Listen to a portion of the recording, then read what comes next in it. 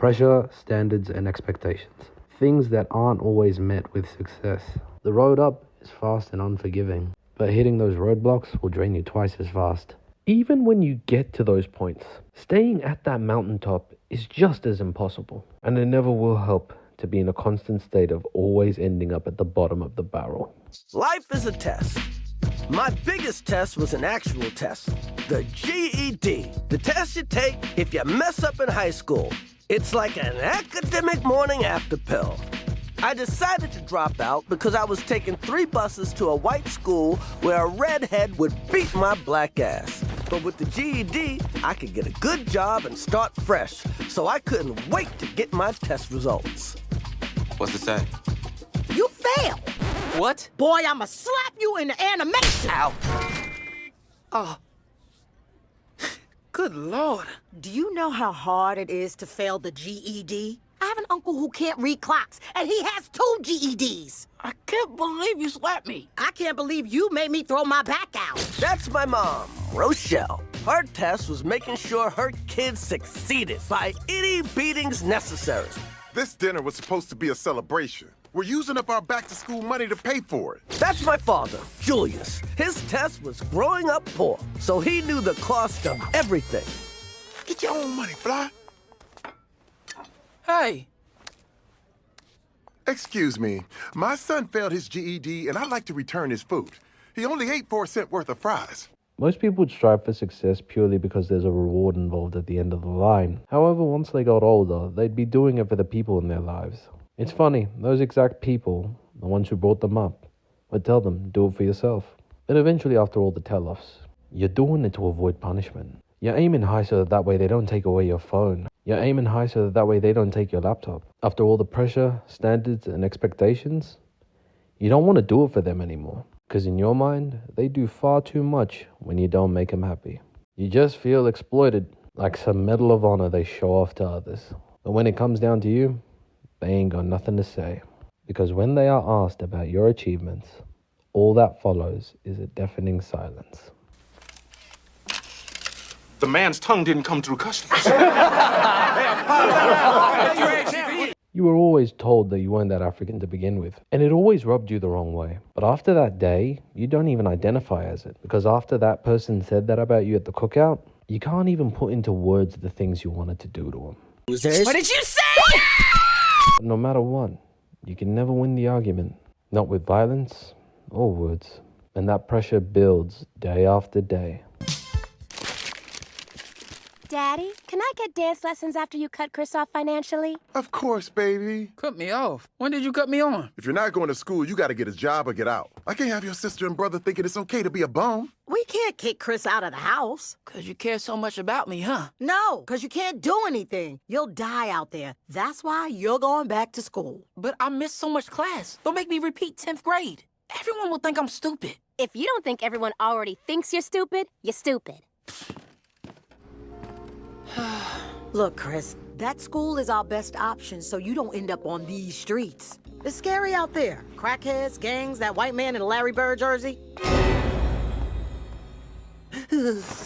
African households can be the most terrifying places on earth. And with that fear, resentment starts to brew. And along with the pressure, it started to expand. But that anger never stays locked up inside you forever. It has to go somewhere eventually. But one thing is for certain. Nothing good ever comes of it. I was faking it, okay? That could get you in a lot of trouble, son. Now, why would you do something so dumb? 'Cause maybe I'm dumb, all right? That's what the test said, didn't it? I'm just tired of getting beat up every day.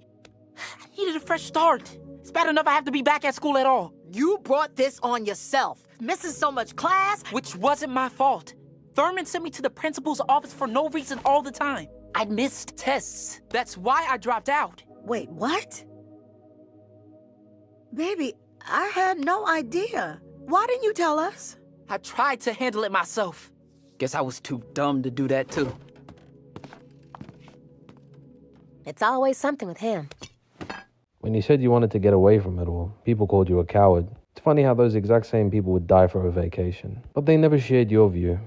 It just made them a loser in their eyes. And the reality checks, they just keep on coming. All of them hurt like never before. All right, don't get cross. Oh, gotcha.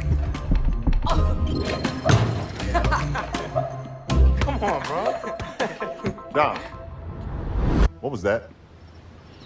An open shot. And if you're gonna be out here, it's about giving everything that you got, and not whatever that was. Where's your fundamentals? We having fun. Everything in between these four lines is work. Who said I wasn't working? This thing right here. I told you not to bring that out here. Come on, Dom. This isn't a game. I need you focusing more instead of playing with these toys. Darius, chill out. You know I got full court vision. How does he do that? Ball. Show me that step back move I taught you. You got this, son. In and out, crossover, step back. Come on, Dom. You gotta concentrate. Darius, show him the move. Watch me. Ball. In and out, crossover, step back, shoot. Yep. See, that's because your brother been putting in that work. I ball all day. Dom, focus. You got basketball camp next weekend. The boy's gonna be coming at your neck, seeing what you got.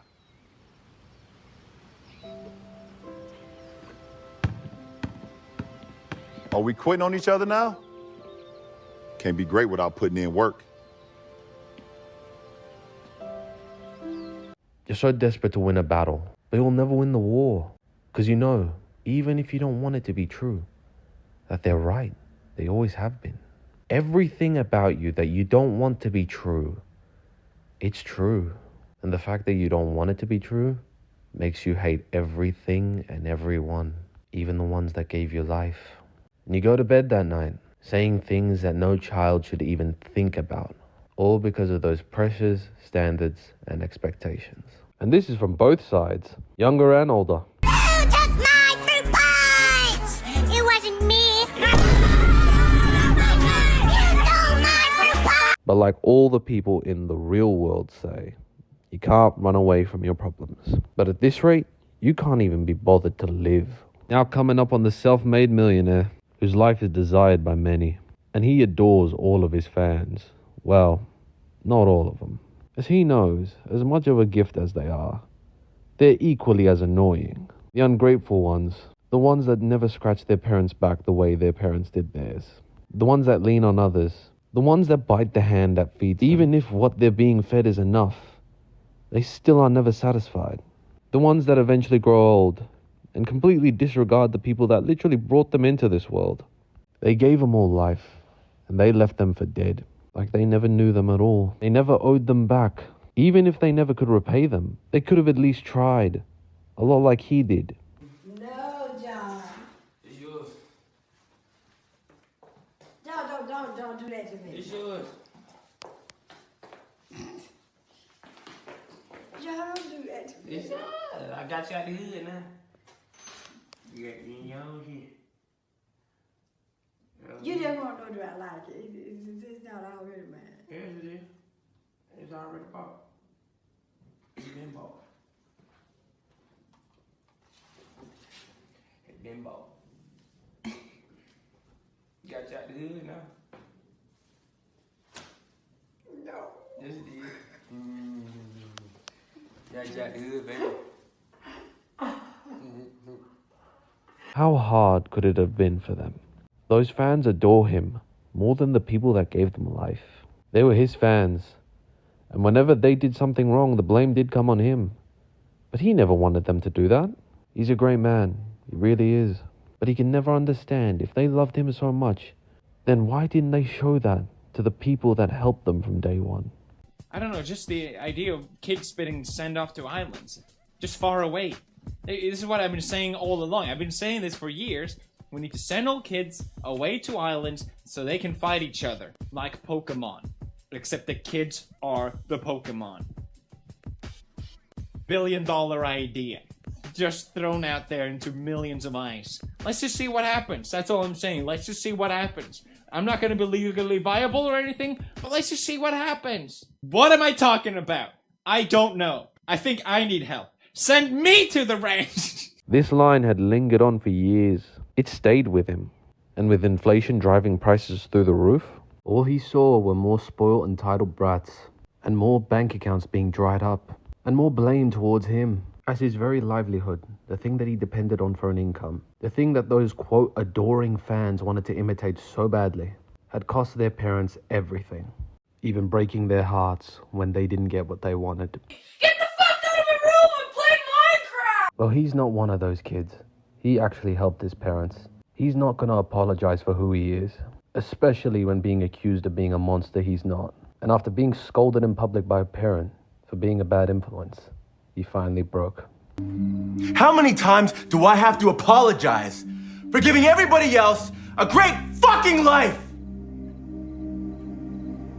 Well, I'm done taking the blame. Listen, I'm sorry, everybody. I don't mean to be like this. You know, he realized what he did and tried to back up from it. I'm sorry. But the damage was done. Yeah, I know. I'm having a nigga moment. I'm sorry. But what if he actually followed through with this plan that he had? The island thing that he mentioned earlier.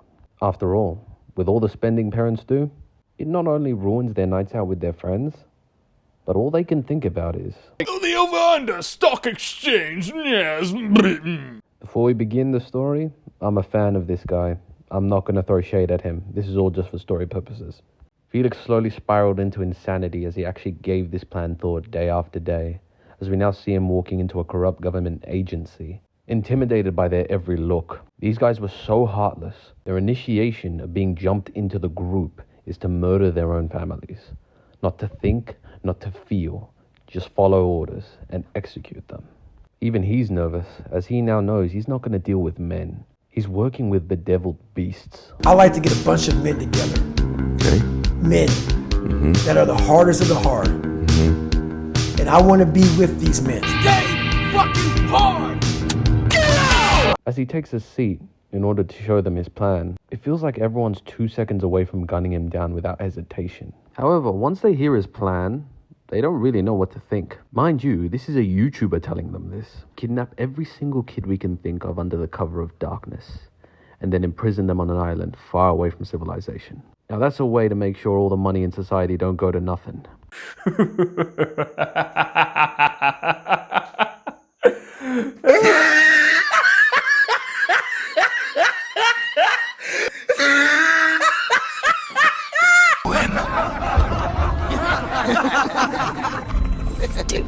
Good one.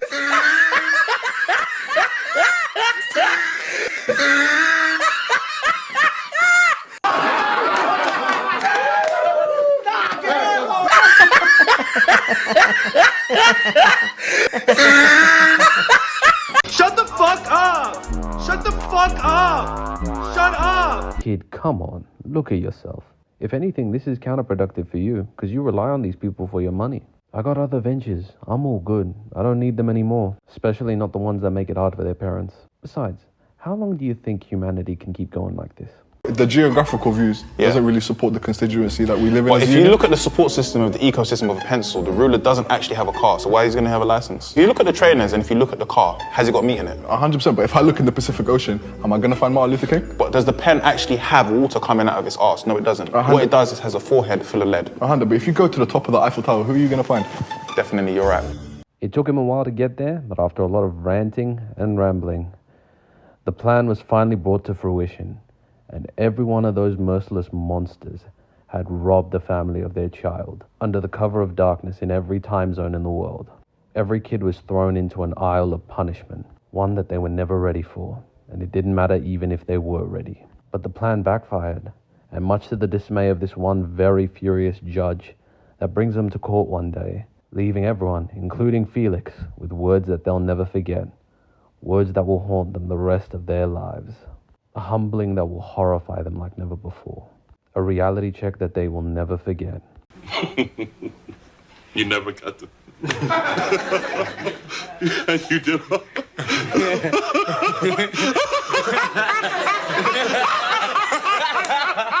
I don't know what to say.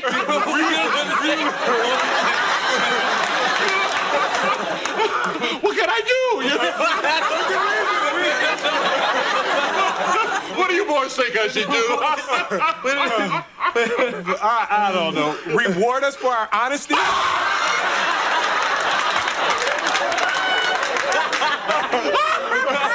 hey, it worked for the beef. Do I look like a white guy named Ward? After this point, the judge had made sure that they knew they were never going to see freedom again. But the judge made sure that they were the ones to bring back every child back to their parents. And by this point, Felix had been shunned by his family. After what he did, there was no way back in for him. He just aided in child endangerment and genocide to the people that supported his channel throughout the years. The once perfect kid that Felix was had now become a monster. How could you do such a terrible thing? By law, I should execute you, but I believe a more fitting punishment would be to let you live.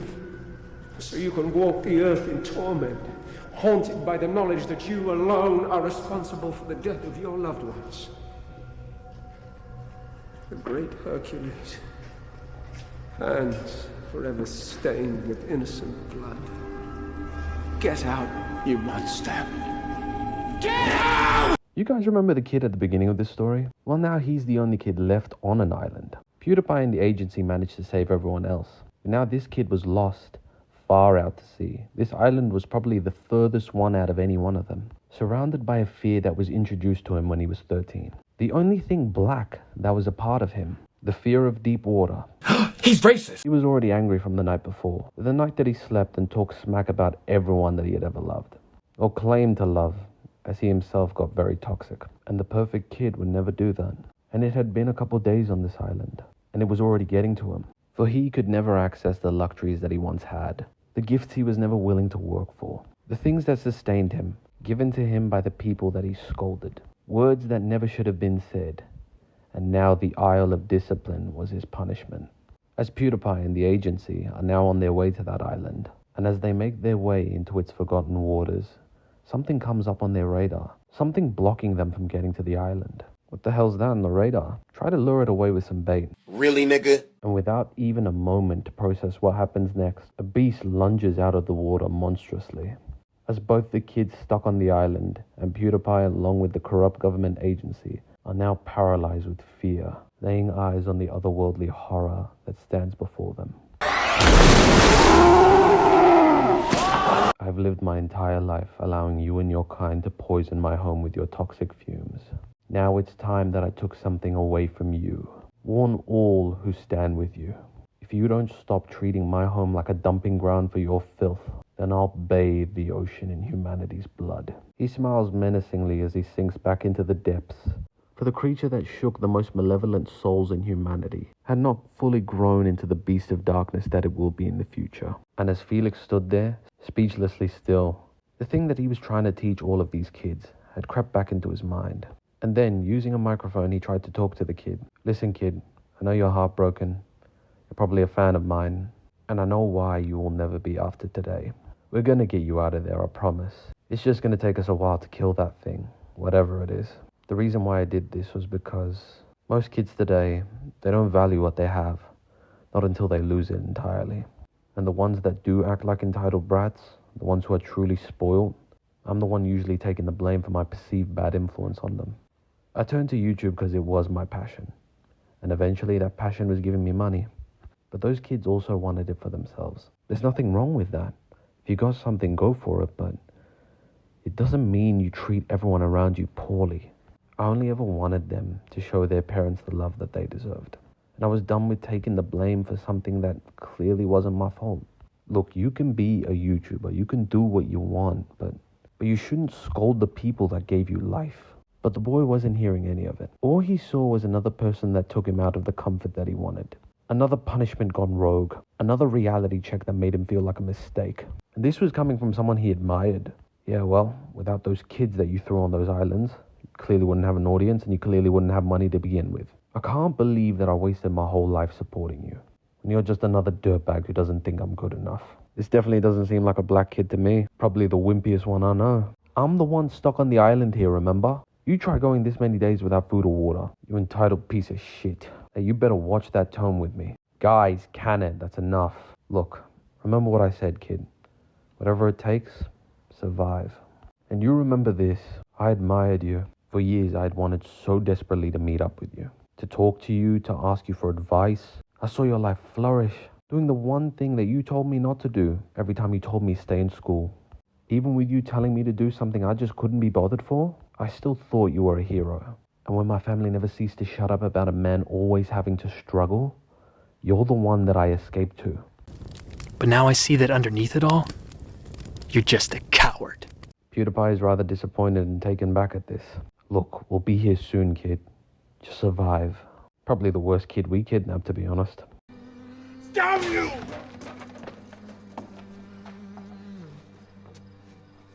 Damn you all!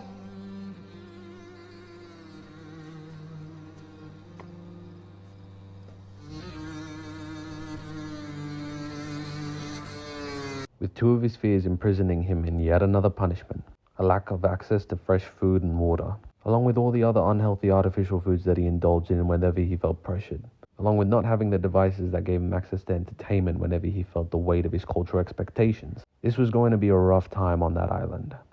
Those first couple of days were hard.